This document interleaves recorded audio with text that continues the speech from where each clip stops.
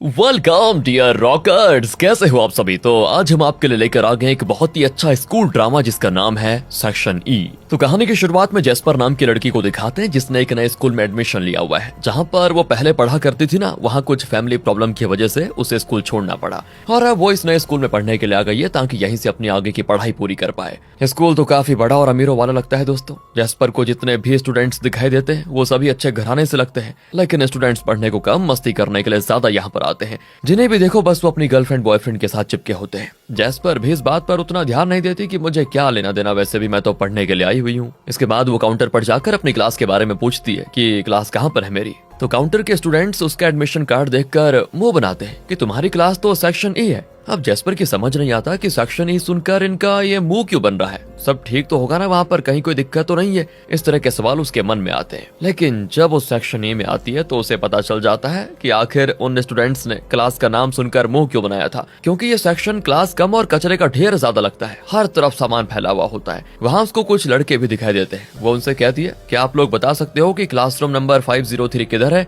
ये सुनकर उन लड़कों में से कीफर नाम का लड़का, जो कि लॉलीपॉप खा रहा होता है, और कहता है क्लासरूम नंबर 503 यहाँ पर नहीं है, जाओ दूसरे सेक्शन में ढूंढो। ये सुनकर जेस्पर को बड़ा गुस्सा आता है कि जब मैंने काउंटर पर पूछा तो वो तो कह रहे थे कि ये है, और अब ये कह रहा है कि सेक्शन यहाँ पर नहीं है। लेकिन वो अपने गुस्से को शांत कर लेती है दोस्तों, क्योंकि पहला ही दिन है, वो कोई बखेड़ा खड़ा नहीं करना चाहती। तो अब जेस्पर वहाँ से सेक्शन सी में आ जाती है, जहाँ बाकी स्टूडेंट्स जेस्पर को बड़ी अजीब नजरों से देखते हैं कि मानो कोई भूत देख लिया हो उन्होंने। क्लास की मॉनिटर रकी जेस्पर से कहती है, क्या सच में तुम्हारा यही सेक्शन है, क्योंकि हमें तो नहीं बताया गया कि कोई नया बच्चा आने वाला है। तो वो जेस्पर का एडमिशन फॉर्म देखकर कहती है, अरे तुम्हारा तो सेक्शन ही है, यहाँ क्या कर रही हो। अब जेस्पर का दिमाग घूम जाता है कि उस लॉलीपॉप वाले लड़के ने मुझसे झूठ कहा, इसको छोड़ूंगी नहीं मैं। वो भागकर सेक्शन ई में आ जाती है, जहां वो क्लास के लिए लेट भी हो चुकी थी, पर टीचर पहली बार के लिए उसको माफ कर देते हैं और सारे स्टूडेंट से कहते हैं कि देखो ये क्लास की नई बच्ची है, कुछ सवाल करना चाहता है कोई तो कर सकता है। ये सुनकर क्लास का मॉनिटर, जो कि कीफर ही है, वो अजीब तरह के सवाल जेस्पर से पूछकर उसका मजाक उड़ाने लगता है,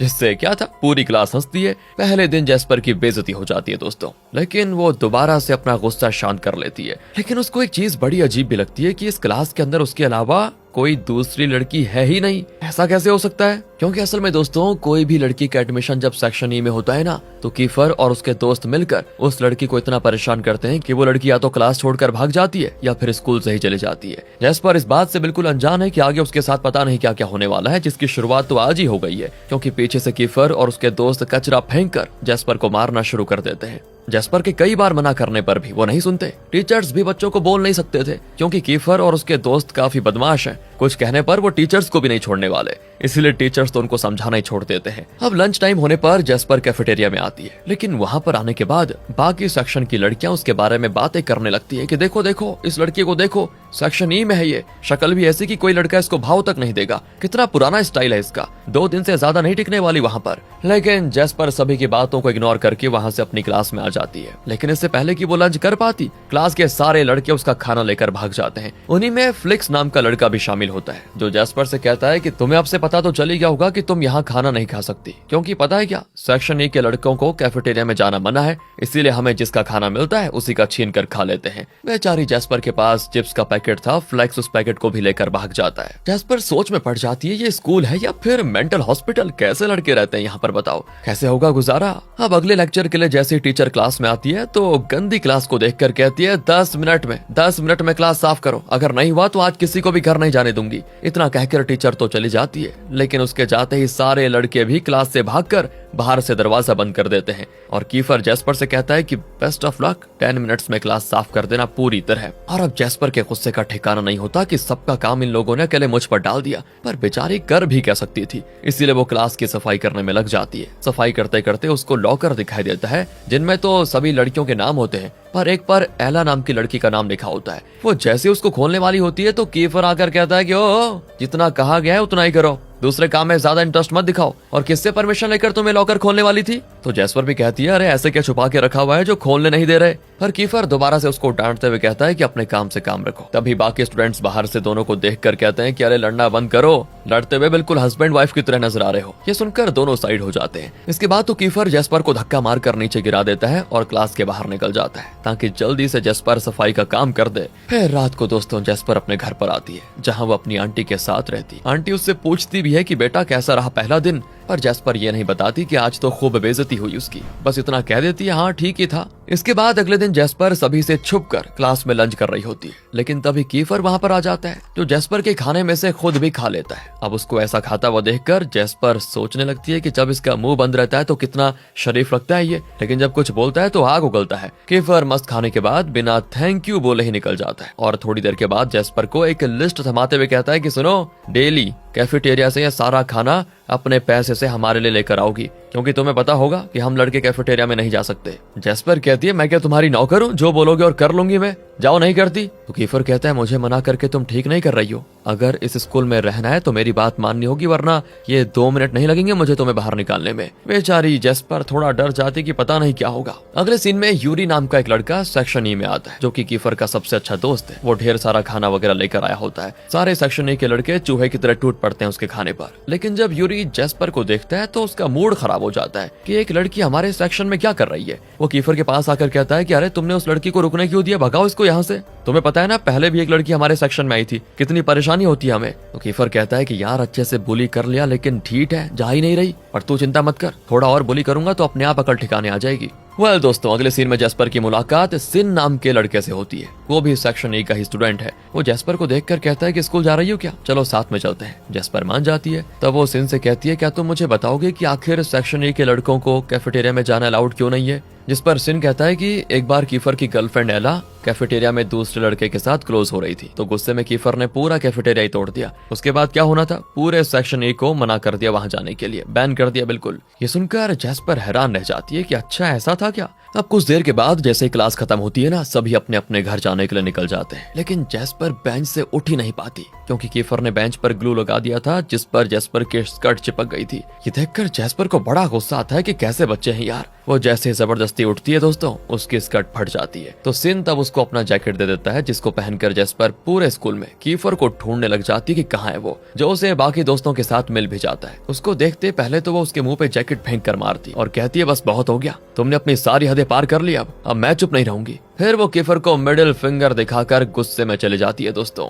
आगे जैस्पर सिन के साथ घर पर आती है जहां वो उसका थैंक यू भी करती है जैकेट देने के लिए। सिन बिल्कुल अच्छी तरह बर्ताव करता है जैस्पर के साथ, इसीलिए जैस्पर को भी बड़ा अच्छा लगता है। लेकिन जैसे जैस्पर अपने घर जाती है तभी वहां पर कुछ बदमाश पहुंच जाते हैं जो सिन से लड़ने के लिए आए हुए होते हैं, क्योंकि सिन और उनकी पुरानी दुश्मनी थी। वो लोग जैस्पर का भी मजाक उड़ाते हैं कि तेरी पिटाई करने के बाद तेरी दोस्त जैस्पर को भी नहीं छोड़ेंगे हम। ये सुनकर सिन को गुस्सा आ जाता है और गुस्से में ही वो उनसे लड़ने भी लगता है। इधर जैस्पर जब घर पर होती है तो वहाँ उसके कजन भी होते हैं, जिनमें से एक का नाम एरिस है जो कि उसी के स्कूल में पढ़ता है, और दूसरा एरिस का बड़ा भाई एंजेलो। एंजेलो एरिस से कहता है कि कल से तुम जैस्पर के साथ ही स्कूल जाना, एक ही तो स्कूल जाते हो तो आसानी हो जाएगी दोनों को साथ में जाने में। अब क्या है ना, एरिस ये करना तो नहीं चाहता, लेकिन बड़े भाई के डर की वजह से वो मान जाता है। अब स्कूल आने के बाद कीफर फिर से खाने की लिस्ट जैस्पर के हाथ में थमा देता है ताकि वो कैफेटेरिया से खाना लेकर आ पाए, और हाँ लेकिन इस बार वो खाने के लिए पैसे भी देता है। ये देखकर जैस्पर मना भी नहीं करती क्योंकि कम से कम पैसे तो दे रहा है कैफर। तो वो ढेर सारा खाना लेकर सेक्शन ई की ओर जा रही होती है। रास्ते में उसको एरिस और एला भी दिखाई देते हैं जो दोनों रिलेशनशिप में भी है, और एरिस की वजह से ही कीफर एला से नफरत करता है कि एला ने आखिर एरिस के लिए उसको कैसे छोड़ दिया। पर जैस्पर इस बात से अनजान है कि ये एला ही कीफर की गर्लफ्रेंड थी। तो जैस्पर वहाँ से खाना लेकर क्लासरूम में आ जाती है। सभी उस खाने पर टूट पड़ते हैं बिल्कुल,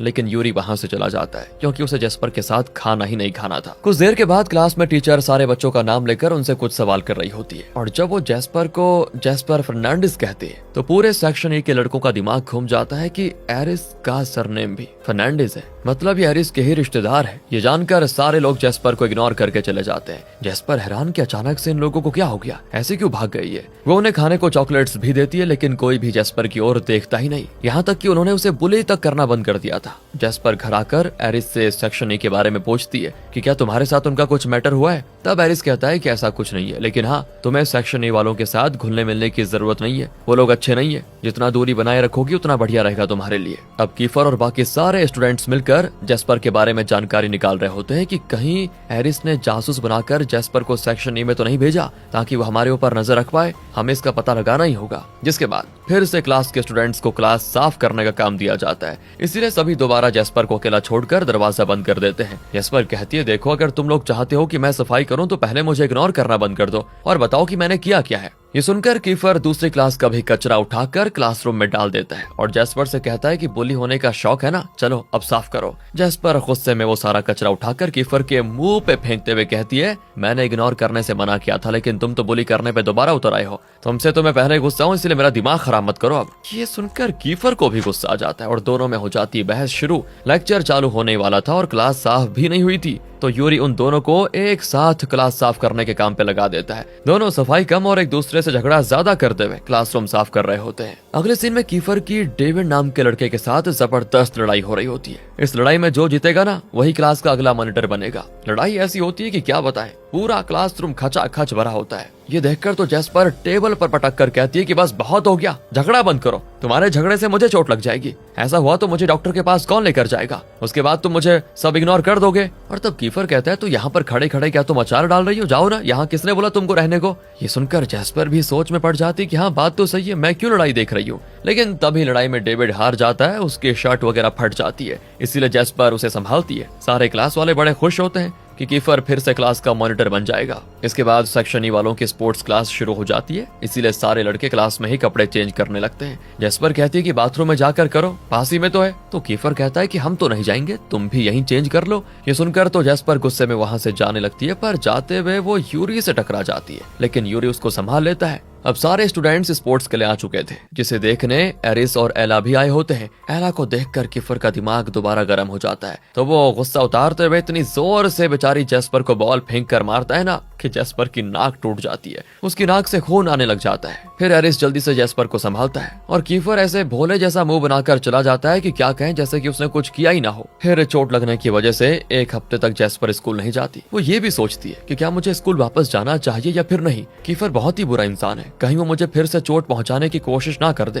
लेकिन मैं इतनी सी बात की वजह से स्कूल तो नहीं छोड़ सकती, मैं अबला नारी नहीं हूँ, मैं खुद का बचाव कर सकती हूँ। इस तरह की वो अपने आप को मोटिवेशन देती है और दोबारा स्कूल आ जाती है। वो जब अकेले बैठकर अपना लंच कर रही होती है तो वहां पर कीफर आ जाता है और आज देखिए बड़े प्यार से बात करते हुए कहता है, तुम्हारी चोट कैसी है, सब ठीक तो है ना, ज्यादा जोर से तो नहीं लगी? और ये सुनकर जैस्पर हैरान कि भाई आज सूरज किस दिशा से निकला होगा, कीफर और वो भी इतने प्यार से कैसे बात कर सकता है। कीफर अपने पैसे से जैस्पर के लिए आइसक्रीम भी मंगवाता है और उसकी नाक की पट्टी भी खुद बदल लेता है। जैस्पर कहती है, ये सब करने से मैं तुम्हें माफ नहीं करने वाली, माफी चाहिए तो मुझसे सॉरी कहना होगा। तो कीफर कहता है कि ये तो नहीं हो पाएगा, भूल जाओ। तो जैस्पर भी गुस्से में चली जाती है कि तुम भी भाड़ में जाओ, कोई मतलब नहीं है मुझे तुमसे। इसके बाद जब जैस्पर बाथरूम में होती है तब सेक्शन ए की कुछ लड़कियां उसको आपस में बातें करते हुए सुनाई देती है। वो ये कह रही होती है कि ये एला है ना, ये तो सिर्फ लड़कों के मुंह मारती है, आज ये तो कल दूसरा लड़का, उसके साथ पता नहीं कितनी रिलेशनशिप में है और उसी रास्ते में अब जैस्पर भी चल रही है, उसको भी देखना, लड़के इस्तेमाल करके छोड़ देंगे। और अपने बारे में ऐसी बातें सुनकर जैस्पर को गुस्सा आ जाता है, तो वो सेक्शन ए की फेमस लड़की फ्रिया के मुंह पे पानी फेंक देती है कि पहले खुद के गिरेबान में झांक, फिर दूसरे के बारे में बात कर।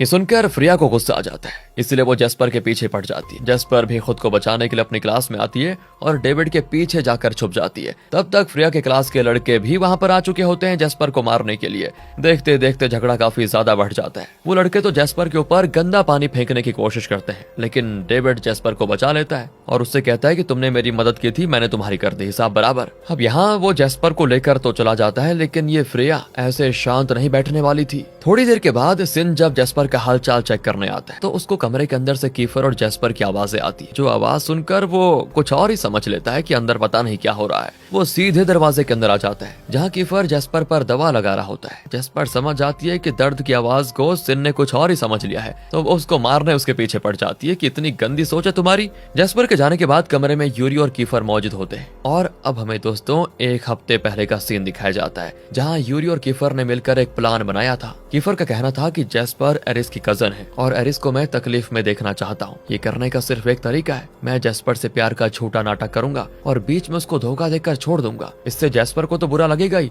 साथ ही एरिस को भी समझ आएगा कि दूसरे का रिलेशनशिप तोड़ने में कैसा लगता है। इसी वजह से कीफर जैस्पर से प्यार से बातें कर रहा है दोस्तों, उसको पट्टी वगैरह लगा रहा है ताकि जैस्पर उसके प्यार में पड़ जाए। बड़ा खतरनाक है यार ये कीफर। थोड़ी देर के बाद कीफर और बाकी जब क्लास में आते हैं तभी सभी लड़कों को जैस्पर दर्द से चिल्लाते चिल्लाते हुए दिखाई देती है, मानो कि किसी ने उसको बहुत मार दिया हो। ये देखकर सारे लड़के बहुत ही परेशान हो जाते हैं कि किसने मारा जैस्पर को, क्योंकि जैस्पर ये किसी को नहीं बताती कि उसे किसी ने मारा। लेकिन बाकियों को समझ आ गया था और थोड़ी जानकारी निकालने पर उन्हें पता भी चल जाता है कि फ्रिया के कहने पर उसके दोस्तों ने मिलकर जैस्पर को मारा है। ये सुनकर कीफर कहता है कि अब हमें फ्रिया को सबक सिखाना होगा। माना कि हम जैस्पर से नफरत करते हैं, लेकिन है तो वो हमारी क्लास की लड़की ना, हमें उसको इंसाफ दिलाना ही होगा। ये सुनकर यूरी तो सोच में पड़ जाता है कि कहीं प्यार का नाटक करते करते कीफर सच में जैस्पर से प्यार तो नहीं करने लग गया। अब कुछ देर के बाद जैस्पर पूरे गुस्से के साथ उन सारे बदमाशों से अकेले ही भिड़ने चले जाती है जिन्होंने उसको मारा था। वो बढ़िया तरीके से सभी को मार रही होती है, लेकिन एक लड़का पीछे से उस पर हमला कर देता है, जिससे जैस्पर नीचे गिर जाती है। और जैसे ही वो दोबारा से जैस्पर को मारने वाला होता है तो सही टाइम पर कीफर वहां पर पहुंच जाता है ताकि जैस्पर को बचा पाए। तब वो दोनों मिलकर सारे बदमाशों की बढ़िया तरीके से धुलाई करते हैं, जिससे उनकी हालत खराब हो जाती है। और लड़ाई खत्म होने के बाद सिन और यूरी वहां पर आते हैं और कहते हैं बताओ यार किससे लड़ाई करनी है। लेकिन तब उनको पता चलता है कि लड़ाई तो ऑलरेडी खत्म हो चुकी है। लड़ाई के बाद कीफर तो चला जाता है, लेकिन जैस्पर वहीं पर मौजूद होती है क्योंकि उसको चोटें लग गई थी, वो ढंग से चल भी नहीं पाती। इसलिए यूरी उसको गोद में उठा लेता है ताकि उसको क्लासरूम तक लेकर जा पाए। जैस्पर हैरान कि अब कीफर के बाद यूरी को क्या हो गया, ये भी इतने प्यार से बर्ताव कर रहा है, बताओ। यूरी उससे कहता है कि देखो कीफर पहले भी सस्पेंड हो चुका है, इसीलिए कह रहा हूँ अगर प्रिंसिपल तक बात गई तो इस लड़ाई का आरोप तुम खुद पर ले लेना, वरना अगली बार कीफर सस्पेंड हुआ तो उसको हमेशा के लिए स्कूल से निकाला जाएगा। अब तेज बारिश होने की वजह से स्कूल की जल्दी छुट्टी हो जाती है। जैस्पर एलिस को कॉल करके बुलाती है, लेकिन वो कॉल ही नहीं उठाता। और फिर जैस्पर को परेशान देखकर यूरी उसके पास आता है और कहता है यहीं सोने का इरादा है क्या, घर नहीं जाना? तो फिर जैस्पर यूरी के साथ घर के लिए निकल जाती है। रास्ते में कीचड़ की वजह से जैस्पर के जूते फंस जाते हैं। उसको निकालने के चक्कर में जैस्पर यूरी के ऊपर ही गिर जाती है। वो उसको सॉरी भी बोलती है, लेकिन खड़े होने के दौरान बेचारे यूरी के प्राइवेट पार्ट पर ही जैस्पर का घुटना लग जाता है और ये देखकर यूरी वहीं दर्द के मारे चिल्लाता भी है। इसके बाद यूरी जैस्पर से कहता है बारिश काफी तेज है और तुम्हारे कपड़े भी गीले हो गए, मेरे घर चलो फ्रेश हो जाना वहां पर, उसके बाद मैं तुम्हें तुम्हारे घर छोड़ दूंगा। जैस्पर मान जाती है। वो जैसे यूरी के घर पर आती है तो उसकी आंखें खुली की खुली रह जाती है, क्योंकि वो घर नहीं बल्कि बड़ा सा होटल लग रहा होता है। दोनों आपस में खूब बातें करते हैं और एक साथ लंच भी करते हैं, जिस चीज से जैस्पर काफी ज्यादा खुश हो जाती है क्योंकि उसको बहुत अच्छा लगता है। अगले दिन जैस्पर और यूरी एक साथ स्कूल आते हैं। ये देखकर कीफर हैरान रह जाता है कि ये दोनों साथ में क्या कर रहे थे। यूरी कहता है कि अरे कुछ नहीं, बस तुम्हारा प्लान कामयाब बनाने की कोशिश कर रहा हूँ, तो इस बात पर ज्यादा ध्यान मत दो। इसके बाद जिन स्टूडेंट्स को कीफर और जैस्पर ने मारा था वो सभी प्रिंसिपल को शिकायत कर देते हैं, इसीलिए दोनों को प्रिंसिपल ऑफिस में बुलाया जाता है। सभी कीफर पर आरोप लगाते हैं कि इसी ने पहले शुरुआत की थी लड़ाई की। प्रिंसिपल भी कीफर से कह देती है मैंने तुम्हें पहले भी वार्निंग दी थी ना कि आगे से कोई झगड़ा नहीं होना चाहिए, लगता है स्कूल से बाहर निकलने का मन है तुम्हारा। और ये सुनकर जैस्पर को यूरी की बात याद आ जाती है, जहाँ पर यूरी ने कहा था कि जैस्पर तुम्हें इस लड़ाई का आरोप खुद पर लेना होगा, वरना कैफियर को मुसीबत हो जाएगी। इसीलिए वो प्रिंसिपल से कहती है लड़ाई मेरी वजह से शुरू हुई थी, कीफर की कोई गलती नहीं थी इसमें, आप मुझे सजा दे सकती हो। प्रिंसिपल कहती है मुझे पता है कि तुम ये कीफर को बचाने के लिए कर रही हो, इसीलिए कल अपने पेरेंट्स के साथ स्कूल आना, मुझे उनसे बात करनी है। इसीलिए जैस्पर एंजेलो को स्कूल लेकर आ जाती है। प्रिंसिपल तो जैस्पर को सस्पेंड करने की बात करती है, पर एंजेलो के मनाने पर वो इस बार मान जाते हैं। एंजेलो जैस्पर से कहता है कीफर के लिए तुम अपनी लाइफ बर्बाद कर रही हो, बड़ी मुश्किल से इस स्कूल में तुम्हारा ट्रांसफर हुआ है, यहाँ से निकले तो कहीं एडमिशन नहीं मिलेगा, इसीलिए ऐसे लड़कों के पीछे अपनी जिंदगी खराब मत करो। लेकिन जैस्पर कहती है ऐसा कुछ नहीं है, बल्कि सच में कीफर ने मुझे उन लोगों से बचाया था, मैं उसे बचाने की कोशिश नहीं कर रही, मैं सच कह रही हूँ। इसीलिए एंजेलो उसको माफ कर देता है और अपना कार्ड दे देता है ताकि वो कुछ शॉपिंग कर पाए। दूसरी ओर कीफर काफी ज्यादा खुश होता है कि जैस्पर ने सारा इल्जाम खुद पर लेकर उसे बचा लिया। वो यूरी से कहता है कि अब तो जैस्पर हमारे सेक्शन ई की बिल्कुल वफादार बन चुकी है। वैसे मैंने सुना है कि तुम जैस्पर को अपने घर लेकर गए थे, आखिर बात क्या हुई वहाँ? तो यूरी भी कहता है कि कुछ खास नहीं, बारिश की वजह से लेकर गया था, ज्यादा सोचो मत। तभी वहाँ बाकी लड़के भी पहुंच जाते हैं। कीफर उनसे अपने विचार बताने को कहता है कि कैसे वो जैस्पर को अपने करीब ला सकता है। तो सभी लव गुरु बनकर अपने अपने पॉइंट्स बताते हैं कि थोड़ा सा इग्नोर करो फिर करीब जाओ, ऐसा करने से लड़कियां जरूर पट जाती हैं, जो प्लान कीफर को भी अच्छा लगता है। इसीलिए कल ही जब जैस्पर स्कूल आती है तो वो जिस बेंच पर बैठने की कोशिश करती है ना, वहाँ कोई दूसरा बैठ जाता, सिर्फ एक बेंच खाली होती है कीफर के बाजू वाली। वो जैस्पर को अपने पास बुला रहा होता है, इसीलिए जैस्पर उसके बाजू में बैठ जाती है। अब क्लास खत्म होने के बाद कीफर जैस्पर को अजीब तरह से देख रहा होता है। वो कहती क्या हो गया है तुम्हें, जब देखो बड़ी अजीब नजरों से देख रहे हो, क्या हो गया? कीफर कहता है कुछ खास नहीं, पर लगता है कुछ होने जरूर वाला है। अब जैस्पर तो ये सोचती है कि कहीं इसने मुझे सेक्शन ए में एक्सेप्ट तो नहीं कर लिया, मतलब अब से मुझे परेशान नहीं करेगा, मैं अब से सेक्शन ए की प्रॉपर स्टूडेंट हूँ। ऐसा अगर हो गया है तो मुझे भी इसको एक चांस देना चाहिए और इसको इसकी गलती के लिए माफ कर देना चाहिए। अब लंच टाइम में जेस्पर को मिका नाम की एक लड़की दिखाई देती है जो बड़ी परेशान लगती है। वो कहती है ये हाल मेरा सेक्शन डी वालों ने किया है, एरिस ने उनको ऐसा करने को कहा होगा क्योंकि मैं फ्रिया की दोस्त हूँ और एरिस को ये लगा होगा कि जब फ्रिया और बाकियों ने तुम्हारी और एला की बुराई की तो मैंने भी फ्रिया का साथ दिया, इसीलिए एरिस ने मुझे ऐसी मार खिलवाई। ये सुनकर तो जेस्पर भी हैरान हो जाती है। फिर वो मिका को अपने सेक्शन में लेकर आती है जिसमें क्रिस नाम का लड़का भी शामिल होता है। वो और मिया एक दूसरे को पसंद भी करते हैं लेकिन दोनों के अंदर हिम्मत नहीं हुई ये बातें सभी को बताने की। कीफर अब जेस्पर से कहता है कि ये लड़की कौन है और इसको तुम यहाँ पर क्यों लेकर आ गई हो? देखो इसकी वजह से बिना मतलब के हमारी दुश्मनी सेक्शन डी वालों से हो जाएगी। लेकिन जेस्पर कहती है ऐसा कुछ नहीं होगा, मैं मिका को बदमाशों से बचाऊंगी। इतना कहने के बाद वो मिका के साथ बातें करते हुए घर जाने लगती है। फिर वो उससे उसकी और क्रिस के रिलेशनशिप के बारे में भी पूछती है तो मिका बताती है हम दोनों एक दूसरे को पहली नजर में ही पसंद करने लग गए थे, लेकिन एला ने मुझे बताया कि क्रिस एक प्ले बॉय है, कई लड़कियों के साथ उसका चक्कर चल रहा है। पहले तो मुझे यकीन नहीं हुआ, लेकिन एक बार मैंने क्रिस को दूसरी लड़की के साथ कहीं क्लोज होते हुए देखा। उसके बाद से ही मैं उससे अलग हो गई।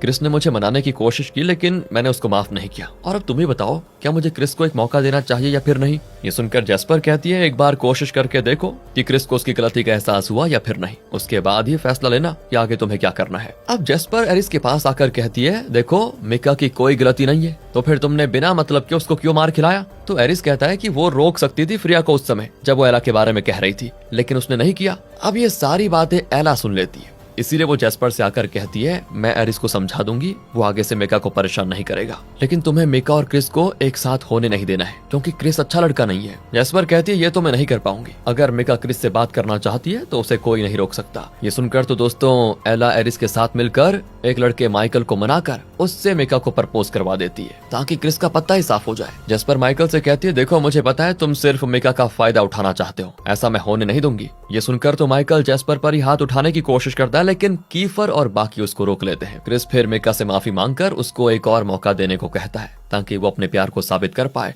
ये सुनकर मिका उसको एक और मौका दे देती है। अब इस चीज से वो दोनों काफी ज्यादा खुश हो जाते हैं। उन दोनों को अकेले में प्यार भरी बातें करते हुए छुप कर कीफर और जेस्पर देख रहे होते हैं। जेस्पर कहती है क्या पता कब मुझे भी ऐसा कोई मिल जाए जिससे मैं इस तरह से बातें कर पाऊं। तो कीफर कहता है क्या पता वो बंदा तुम्हारे बाजू में ही खड़ा हो। और ये सुनकर जेस्पर शर्मा जाती है, लेकिन फिर भी वो गुस्सा करते हुए कीफर पर वहां से चली जाती है कि तुम्हारे साथ तो कोई पागल लड़की भी रिलेशनशिप में नहीं आना चाहेगी, शैतान हो तुम एक नंबर के।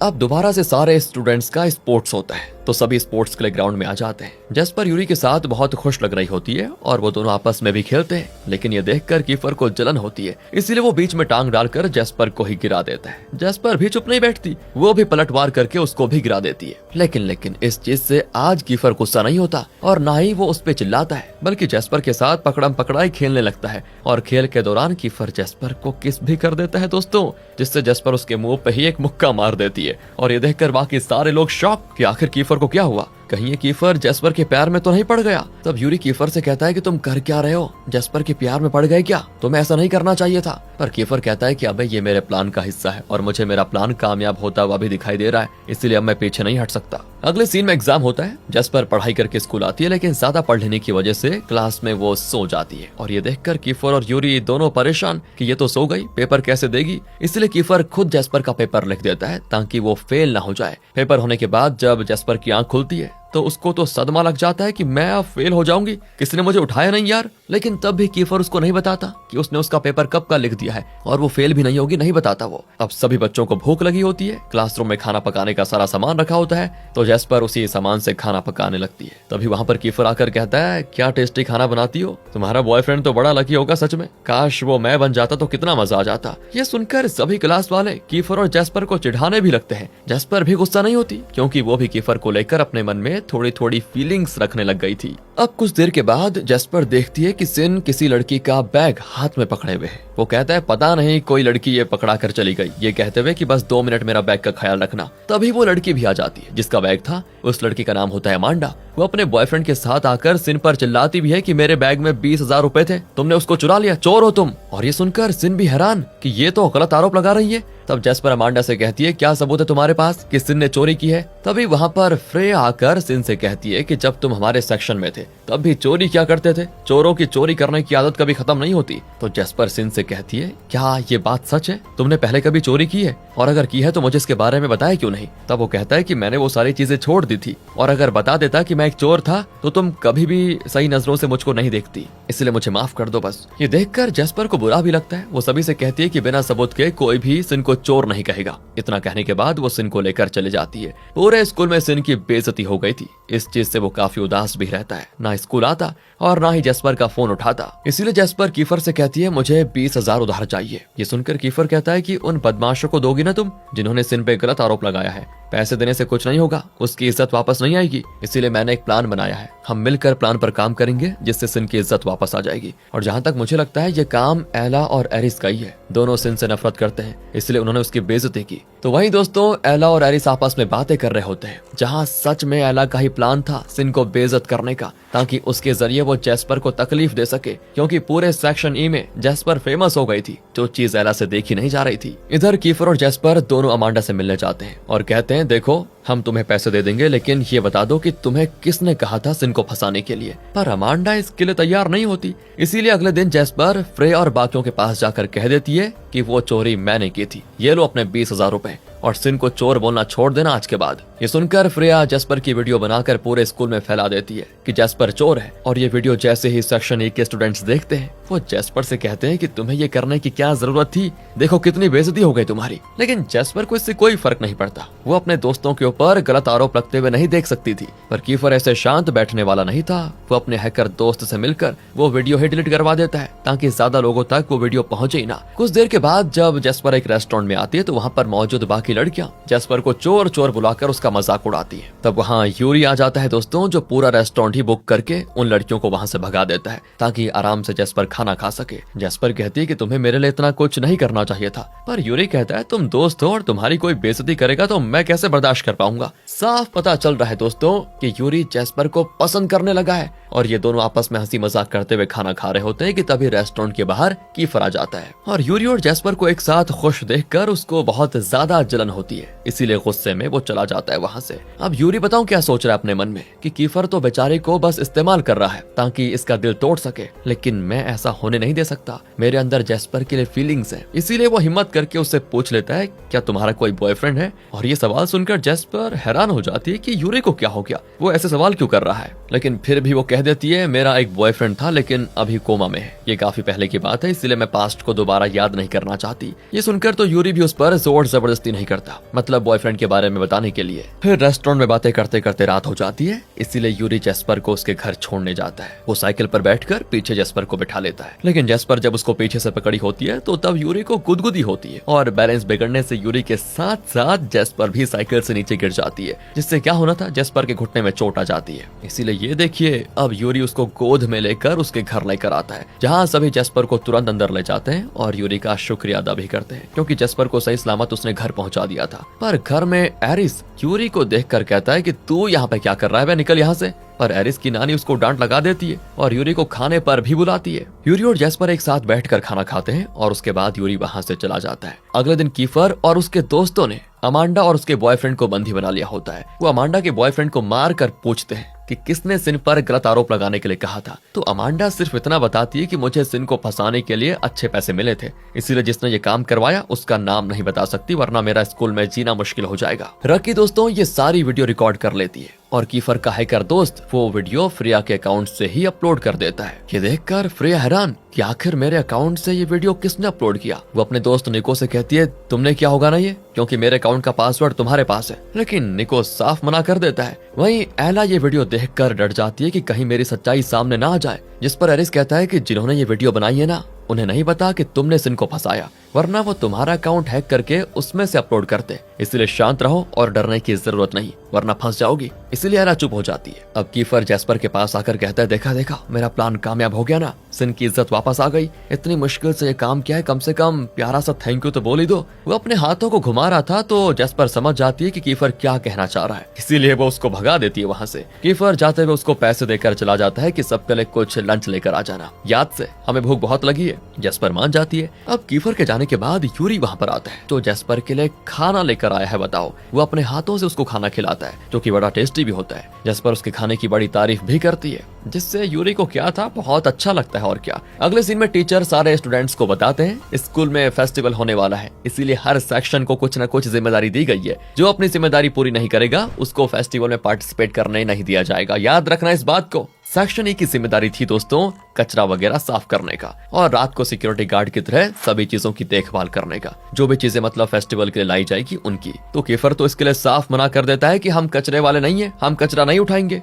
नहीं जाना हमें किसी फेस्टिवल में। पर जेस्पर कहती नहीं, हम तो फेस्टिवल में पार्टिसिपेट करेंगे। फिर वो सभी स्टूडेंट्स को जिम्मेदारी उठाने के लिए मनाने लगती है, और कीफर सभी को ऐसा ना करने को कह रहा होता है। लेकिन तब भी ज्यादा लोग जेस्पर की साइड हो जाते हैं, क्योंकि बहुत कम दिनों में जेस्पर ने अपनी बातों से और अपने बर्ताव से सबके दिल में जगह बना ली थी। अब लंच टाइम पे सेक्शन ई और कीफर के दोस्त वगैरह सभी खाने के लिए आ जाते हैं, जिससे खाना कम पड़ जाता है। जेस्पर कहती है कि हमारे पास किचन तो है ही, हम कैफेटेरिया में जाकर खाना नहीं ला सकते ना, लेकिन यहाँ पका तो सकते हैं। पर कीफर कहता है कि किचन में तो सारा सामान एमोन नाम के एक स्टूडेंट का है, जो अभी स्कूल नहीं आ रहा। उसके पिता के एक्सीडेंट के बाद से ही वो अपने पिता के रेस्टोरेंट को संभाल रहा है। जेस्पर कहती है फिर ठीक है, एमोन से मिलने जाते हैं, उसकी हेल्प करेंगे और उसको मनाएंगे ताकि वो दोबारा स्कूल आ सके, जिस पर सारे स्टूडेंट्स मान जाते हैं। तो दोस्तों, अब सारे बच्चे एमोन के रेस्टोरेंट में आते हैं, जहाँ वो अकेला ही सभी कस्टमर्स को खाना दे रहा होता है, और सारे दोस्तों को देखकर एमोन को बड़ी खुशी होती है। इसके बाद जेस्पर और बाकी सभी वेटर बनकर खाने का ऑर्डर लेते हैं और कस्टमर्स को खाना भी परोसते हैं। कीफर तो अपनी शर्ट निकाल कर स्टाइल मारते हुए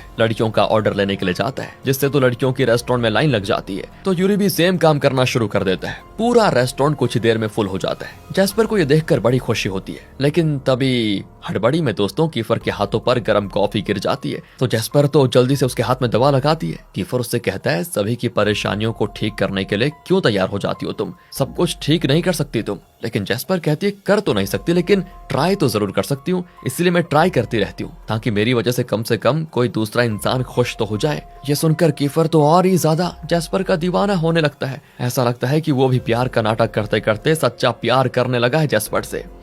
अब रेस्टोरेंट में एरिस, एला, फ्रेया और निको आ जाते हैं। एला और एरिस सभी को वेटर बनता हुआ देखकर कहते हैं हमें तो आज का ऑर्डर कीफर और जेस्पर से ही चाहिए, वो दोनों ही हमारा ऑर्डर लेकर आएंगे। कीफर को गुस्सा आ जाता है, लेकिन जेस्पर उसको शांत कर देती है कि प्लीज कंट्रोल। अभी कीफर ने जेस्पर के कंधे पर हाथ रखा ही था और उसको पकड़ा ही था, पर ये देखकर निको को अच्छा नहीं लगता। वो जेस्पर को अकेले में ले जाकर सीधा उसे प्रपोज कर देता है कि क्या तुम मेरे साथ रिलेशनशिप में आओगी। और ये सुनकर वो हैरान। तभी वहां पर डेविड आकर निको को भगा देता है। वो तो उससे लड़ने वाला था कि उसकी हिम्मत कैसे हुई जेस्पर से ऐसे बात करने की। सारे क्लास वाले जेस्पर से कहते हैं कि क्या तुम निको के साथ रिलेशनशिप में आना चाहती हो।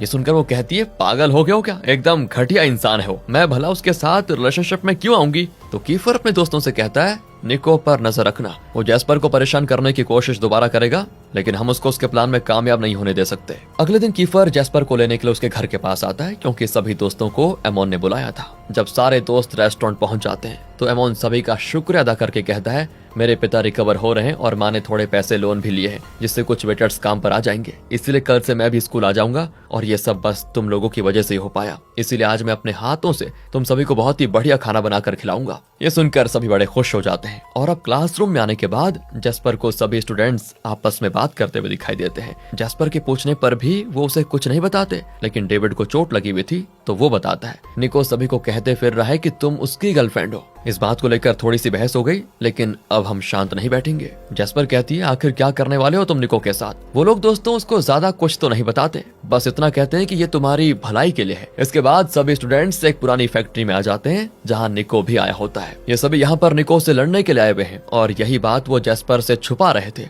लेकिन सच जानने के लिए जेस्पर भी चुपके चुपके यहाँ पहुँच जाती है। पर तब कुछ गैंग के बंदे जेस्पर को पकड़ लेते हैं दोस्तों, और कीफर ये देखकर हैरान कि जेस्पर यहाँ पर क्या कर रही है। वो चिल्लाता है कि यहाँ आने को किसने बोला था तुम्हें, पर जेस्पर कहती है तुम कुछ बताओगे नहीं तो मैं शांत थोड़ी बैठूंगी। अब वो बंदे जैसे जेस्पर के साथ गलत हरकत करने की कोशिश करते हैं तो वो सीधे फर्स्ट फ्लोर से नीचे अपने दोस्तों की ओर कूद जाती है ताकि उसके दोस्त उसे पकड़ ले, और सच में सारे दोस्त मिलकर जेस्पर को बचा लेते हैं, जिसमें निको भी शामिल होता है। ये देखकर वो गैंग के लोग वहाँ से भाग जाते हैं। यूरी और कीफर तो उसको काफी चिल्लाते भी हैं कि अकल नहीं है क्या तुम्हें, चोट लग जाती तो जेस्पर कहती है तुम सब कब काम आओगे, तुम्हारे ऊपर भरोसा था इसलिए तो कूद गई, वैसे ये गैंग थी कौन। तो सिन बताता है कि ये सब दूसरे स्कूल के बंदे हैं जिनसे हमारी पहले भी काफी लड़ाई हो चुकी है। उनके गैंग के लीडर का नाम है रैन, बड़ा खतरनाक बंदा है वो। लेकिन कीफर कहता है अगली बार बस सामने दिख जाए छोड़ूंगा नहीं उसको। इसके बाद जेस्पर अकेले में जाकर निको से कहती है देखो मैं रिलेशनशिप में अभी नहीं आ सकती, तुम अच्छे इंसान हो लेकिन मेरा भी इन सब चीजों में पड़ने का मन नहीं है। ये सुनकर निको उदास तो होता है लेकिन उसकी बात मानकर उसका पीछा भी छोड़ देता है। अब घर आने के बाद कीफर जेस्पर को फोन करता है। वो जब फोन बैग में ढूंढ रही होती है तभी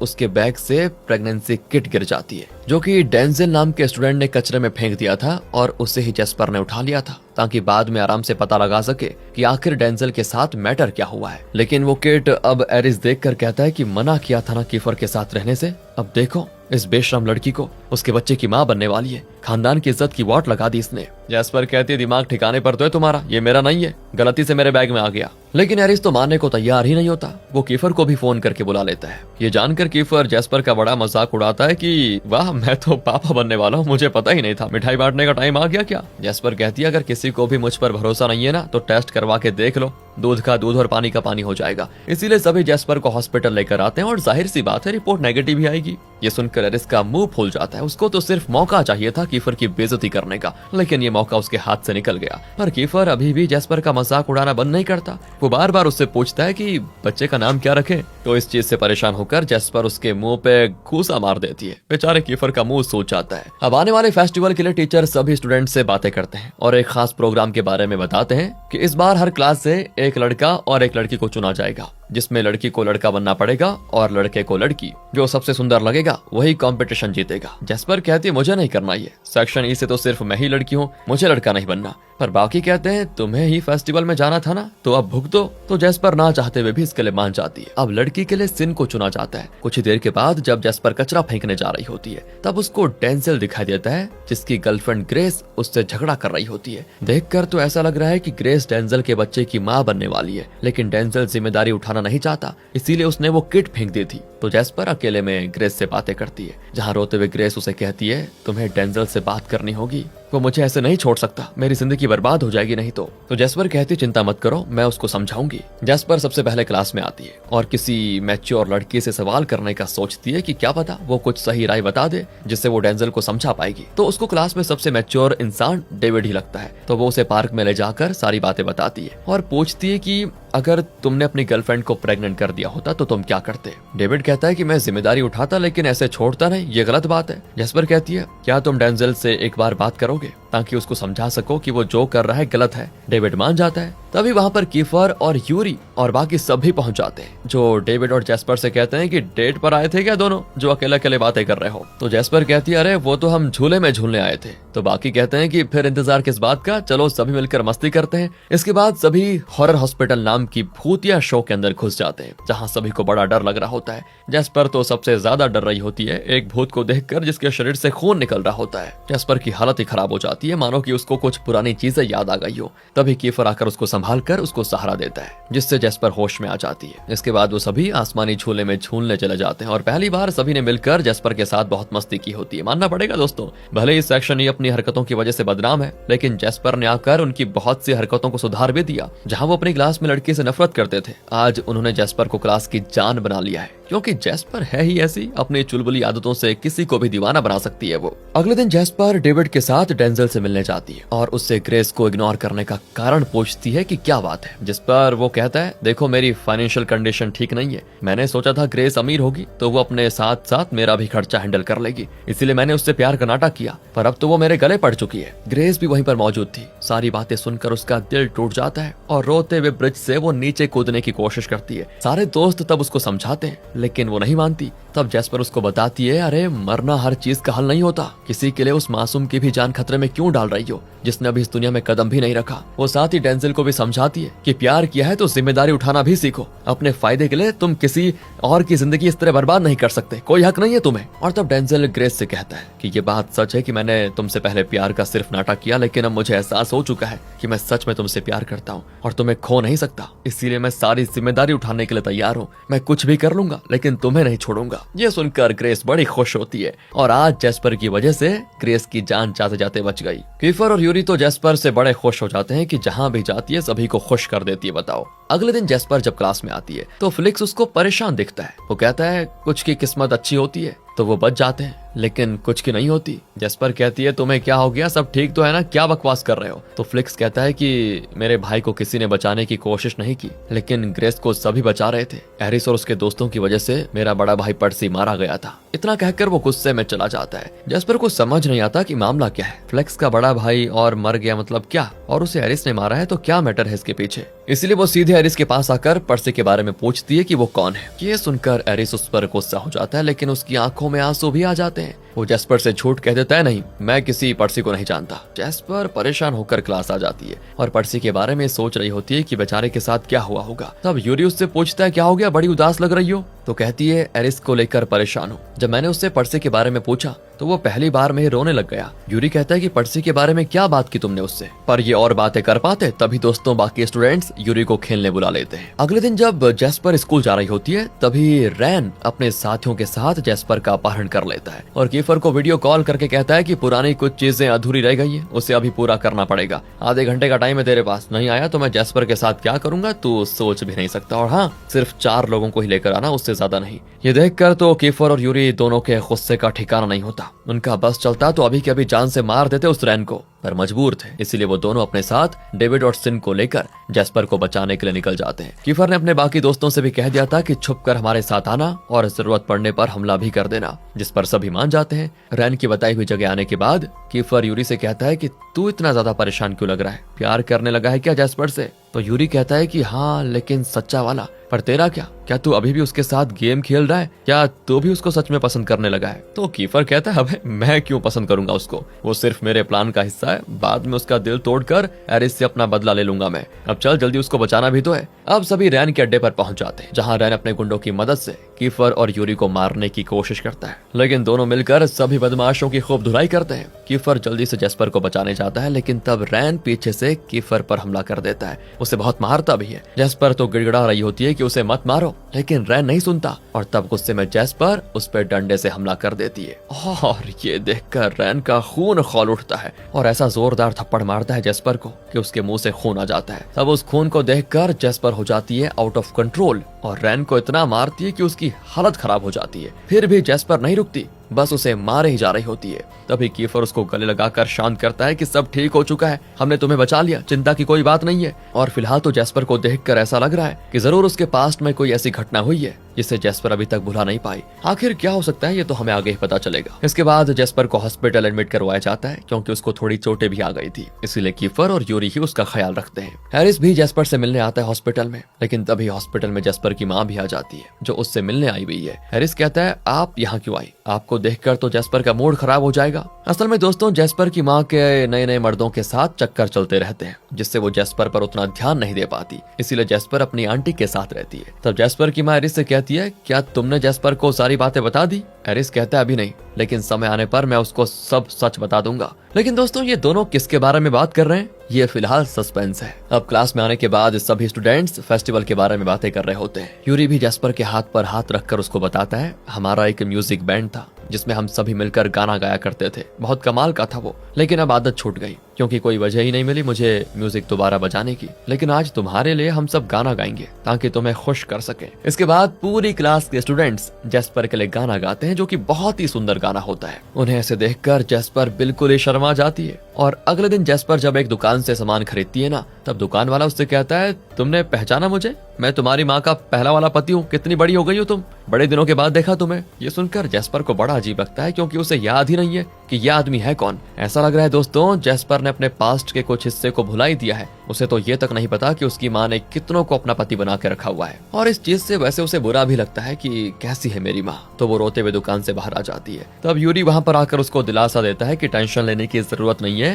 बीती बातों को भुला देना ही बेहतर होता है। अब फेस्टिवल वाला दिन शुरू हो जाता है जहाँ सभी स्टूडेंट्स उस फेस्टिवल में आए होते हैं। जेस्पर को भी काफी अच्छा लगता है, वो अपनी फेवरेट चीजें खरीद कर खा रही होती है। तभी वहाँ पर कीफर आकर उसको ऐसे खाते हुए उसकी फोटो खींच लेता है। जेस्पर एक टेडी बियर को बड़े प्यार से देख रही होती है, तो कीफर उससे कहता है ये चाहिए तुम्हें। जेस्पर उसको हाँ में जवाब देती है। वो टेडी बियर एक गेम को खेलकर जीतने वाले को ही मिलता है, इसलिए कीफर वो गेम खेलता है, लेकिन बदकिस्मती से वो हार जाता है, जो देखकर फिर जेस्पर उसका खूब मजाक भी उड़ाती है। लेकिन कीफर कहता है कोई बात नहीं, ये टेडी बियर नहीं हुआ तो क्या हुआ, तुम्हारे लिए मैं म्यूजिक का कंपटीशन जीतूंगा और उसकी ट्रॉफी तुम्हें ला कर दूंगा, वादा है मेरा तुमसे। ये सुनकर जेस्पर काफी खुश होती कि चलो बढ़िया है। अब रात को सिक्योरिटी गार्ड बनने की बारी थी, इसीलिए जेस्पर और कीफर दोनों स्कूल की निगरानी में लग जाते हैं। अंधेरे की वजह से जेस्पर को बड़ा डर भी लगता है, मगर कीफर है ना उसके साथ वहाँ पर, वो उसका हाथ पकड़ लेता है और ये देखकर वो तो अपने मन में कहती है अजीब तो है, लेकिन जब भी मैं कीफर के साथ होती हूँ तो मुझे बहुत अच्छा लगता है और सारा डर छू मंतर हो जाता है। दोनों की आपस में बातें करते हुए ही आज की ड्यूटी पूरी हो जाती है। अगले दिन बास्केटबॉल का राउंड होता है। जेस्पर के स्कूल का मैच दूसरे स्कूल के साथ होता है, जिसमें जेस्पर का स्कूल हार जाता है। तब फाइनल राउंड से पहले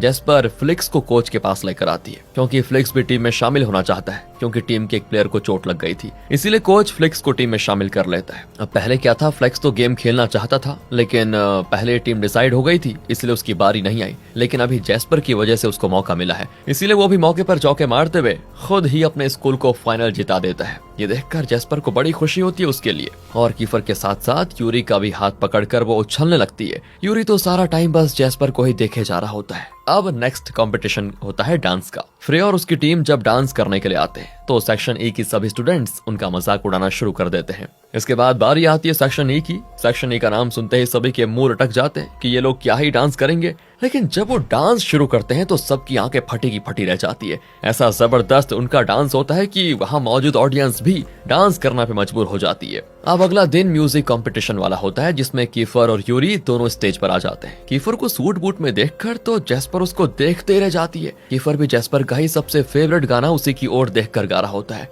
ये देखकर तो जेस्पर के दिल में धक धक हो जाता है। वो खुद से कहती है कि बस बस, अब मैं छुटला नहीं सकती कि मुझे कीफर से प्यार हो गया है, मैं उसे पसंद करने लगी हूँ और ये बात मुझे माननी पड़ेगी। अब रात को जेस्पर और यूरी की सिक्योरिटी वाली ड्यूटी होती है। जेस्पर थोड़ी परेशान है और यूरी जब इसका कारण पूछता है, वो बताती है कि मैं चाहती तो नहीं हूँ, लेकिन फिर भी कीफर की ओर खींची चली जा रही हूँ। देखो तुम मेरे दोस्त हो, इसलिए तुमसे मैं अपनी फीलिंग्स शेयर कर रही हूँ कि शायद मुझे कीफर से प्यार हो गया है। ओहो, यूरी का तो दिल टूट जाता है दोस्तों ये सुनकर, लेकिन वो ये चीज बाहर नहीं दर्शाता अपने फेस पर। जेस्पर कहती है क्या तुम्हें कभी किसी से प्यार हुआ है? जिससे भी किया होगा बड़ी खुशकिस्मत लड़की रही होगी वो। यूरी भी कहता है कि हाँ होगी तो, पर न जाने दुनिया के कौन से कोने में होगी। इसके बाद वो जेस्पर का कीफर को लेकर मजाक भी उड़ाता है। दोनों खूब मस्ती करते हुए आज की ड्यूटी पूरी कर लेते हैं। दूसरी ओर सिन लड़की बनने की प्रैक्टिस कर रहा होता है ताकि फेस्टिवल में परफॉर्म कर पाए। उसी के साथ साथ जेस्पर को भी लड़का बनने के लिए कपड़े डिसाइड करने होते हैं, लेकिन बार बार उसको किसी अनजान नंबर से कॉल भी आ रहा होता है। जेस्पर इग्नोर किए जाती है तो कीफर वो फोन उठा लेता है, जहां दूसरी ओर से आवाज आती है, जेस्पर जल्दी हॉस्पिटल आ जाओ, साइरस को होश आ चुका है। लेकिन तभी फोन जेस्पर छीन लेती है। कीफर कहता है ये साइरस कौन है, लेकिन जेस्पर कहती कोई भी हो, तुम्हें उससे क्या करना। इतना कहकर वो चली जाती है। अगला कंपटीशन सिंगिंग का होता है। उसमें यूरी गाना गाने स्टेज पर आता है। पूरा टाइम बस जेस्पर को ही देखकर लव सॉन्ग गा रहा होता है, मानो कि वो जेस्पर के लिए पागल हो गया हो। ये महसूस करके जेस्पर को भी काफी अजीब लगता है, तो वो चली जाती है वहां से। वो तो ये सोच रही है कि कहीं यूरी मेरे लिए तो नहीं गाना गा रहा, कहीं वो मुझे पसंद तो नहीं करने लग गया। नहीं नहीं, ऐसा नहीं हो सकता, वो सिर्फ मेरा अच्छा दोस्त है। अब यहाँ कई बार कॉल आने की वजह से जेस्पर आखिरकार साइरस से मिलने हॉस्पिटल चली जाती है। साइरस उसी का एक्स बॉयफ्रेंड है दोस्तों, जो कि कोमा में था और आज उसको होश आ गया है। पर साइरस को देखकर वो उसे पहचान ही नहीं पाती। वो कहती है मुझे परफॉर्म करने जाना है तो मैं चलती हूँ, लेकिन साइरस उसका गला दबाते हुए उसको रोकने की कोशिश करता है। बड़ी मुश्किल से वो खुद को छुड़ाती है दोस्तों। साइरस की बहन तब जेस्पर से माफी मांगती है साइरस की ऐसी हरकत के लिए। जेस्पर कहती है आखिर साइरस को हुआ क्या था, तो उसकी बहन कहती है तुम्हें कुछ याद नहीं है क्या, तुम्ही ने तो उसको इतना मारा था कि वो कोमा में चला गया। किस्मत से उसकी जान बच गई है, वरना वो तो बच नहीं पाता। लेकिन जेस्पर को अभी कुछ भी याद नहीं है दोस्तों, इसीलिए वो चले जाती है वहां से। पर वो जैसे ही स्कूल में आती है सभी उस पर गुस्सा करने लग जाते हैं कि 1000 बार तुम्हें कॉल किया, तुम कहाँ थी, उठाए क्यों नहीं, परफॉर्मेंसेस खत्म हो गई है, अब क्या फायदा आकर, कहाँ थी तुम। जेस्पर कहती है कुछ जरूरी काम आ गया था, अपने एक्स से मिलकर आ रही हूँ मैं। इतना कहकर वो उदास होते हुए चली जाती है। किसी से भी बात करने का मूड नहीं होता उसका। तब उसको अकेले देखकर यूरी उसके पास आता है और उसको मनाने की कोशिश करता है। साथ ही वो उसको गिटार बजाना भी सिखाता है। यूरी चाह तो रहा था कि वो बता दे कि कीफर सिर्फ उसका दिल तोड़ने के लिए उसके साथ है और एक मैं ही हूँ जो सच में तुमसे प्यार करता हूँ, लेकिन दोस्तों उसकी हिम्मत नहीं होती। वो जेस्पर से कहता है कि तुम दुनिया की सबसे सुंदर लड़की हो, तुम कभी उदास मत होना। इतना कहकर वो उसको किस कर देता है और ये देखकर जेस्पर हैरान, वो दूर कर देती है उसको। उन दोनों को ऐसे दूर से कीफर देख लेता है, जो कि म्यूजिक कंपटीशन की ट्रॉफी लेकर आया था। किसको देने के लिए? जेस्पर को देने के लिए, क्योंकि उसने पहले कहा था ना। वो उदास मन से जेस्पर को ट्रॉफी देते हुए कहता है वादा किया था ना कि ट्रॉफी जरूर लेकर आऊंगा। इतना कहकर वो चला जाता है। जैस्पर को अभी फिलहाल तो बहुत अजीब लग रहा है। ऐसा फील हो रहा था उसको कि उसने कीफर के साथ जैसे चीटिंग कर ली हो। लेकिन क्या जैस्पर को पता चल पाएगा कि कीफर उससे सच्चा प्यार करता है या फिर उसके साथ खिलवाड़ कर रहा है? आखिर कौन होगा दोस्तों जैस्पर की किस्मत में, यूरी या फिर कीफर, जिसके साथ मतलब वो रिलेशनशिप में आएगी? ये तो आगे के एपिसोड्स में ही पता चलेगा, जो कि बाकी एपिसोड्स की तरह बहुत ही मजेदार होने वाले हैं। इसी के साथ ये पार्ट यहाँ पर खत्म होने वाला है। लेकिन क्या है, अभी इसके पार्ट्स वीकली रिलीज हो रहे हैं, तो हम भी आपको जल्दी वो सारी चीजें पहुंचाने की कोशिश करेंगे। अब आप बताइए आपको ये कैसी लग रही है सीरीज? अच्छी लगी हो तो लाइक कीजिए, चैनल को सब्सक्राइब, ध्यान रखिए अपना। Thanks for watching.